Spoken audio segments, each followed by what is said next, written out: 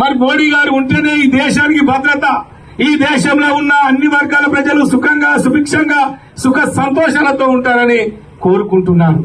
అది నిజం కాదా? మొన్నటికి మొన్న కరోనా వచ్చినప్పుడు మా పేద బిడ్డలు గడగడలాడిల్లు. ఇట్లా కూకున్నామా? ఒకళ్ళు కలుసుకున్నామా? ఉచితంగా టీకాలిచ్చి మనల్ని కాపాడింది మోడా కాదా? ఒక్కసారి మీరు ఆలోచన చేయాలని సందర్భంగా మీకు మనవి చేస్తున్నాను. అంతేకాదు ప్రతి బిడ్డకు 6 కిలోల బియ్యం ఇచ్చి నేనున్నానని భరోసా ఇచ్చిన మహానుభావుడు మోడీ గారు. మరి ఆ మోడీ గారిని మనం మళ్ళీ కోరుకుందామా వద్దా? ఒక్కసారి మీరు ఆలోచించాలని ఈ సందర్భంగా నేను మీకు మనవి చేస్తున్నాను.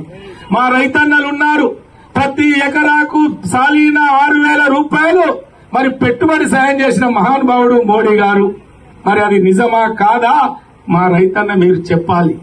మరి ఇదే విధంగా ఈ పేదల ఆరోగ్యం కోసం